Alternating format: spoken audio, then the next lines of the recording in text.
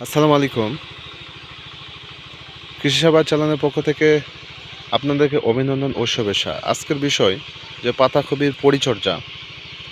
পাতাকপি যদি আমরা সঠিকভাবে পরিচর্যা করতে পারি তাহলে আমরা অবশ্যই ভালো ফসল পাবো। যদি পরিচর্যা করতে না পারি তাহলে আমরা কখনো পাতাকপি থেকে ভালো আশা করতে পারবো না। আমরা যে জমিতে এখন দাঁড়ায় আছি সে জমিতে বেশ উপযুক্ত ফসল হয়েছে, যা পোকামাকড় নেই বললেই চলে। প্রত্যেকটা পাতাকপি উপযুক্ত একটা বাজারজাতকরণের জন্য হয়েছে, যা সঠিক পরিচর্যার মধ্য দিয়ে তা বাস্তবায়ন করা হয়েছে। আমরা যে জমিতে দাঁড়ায় আছি সেখানে কোনো পোকামাকড় বা কোনো কিছুর আক্রমণ নেই। প্রত্যেকটা পাতাকপি একদম ফ্রেশ। দেখেন আমরা দেখাচ্ছি যে পাতাকপিগুলো কত সুন্দর।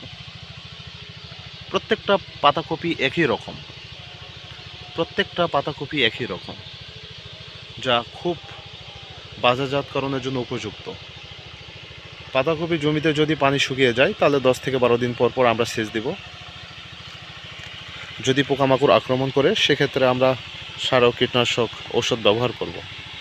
বিশেষ করে পোকামাকড়গুলো লেদা পোকা পাতাকপিকে বেশ আক্রমণ করে, কারণ পাতাকপিগুলো খুব নরম। এই কারণে লেদা পোকা আক্রমণ করা ঝুঁকিও থাকে বেশি।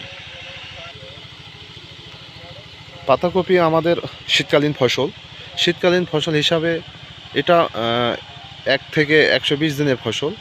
এর মধ্যেই পাতাকপিটা উপযুক্ত হয়, যা বাজারজাতকরণ আমরা করতে পারি 120 দিনের ভিতরে। আমরা দেখতে পাচ্ছি বেশ খুব সুন্দর পাতাকপি হয়েছে।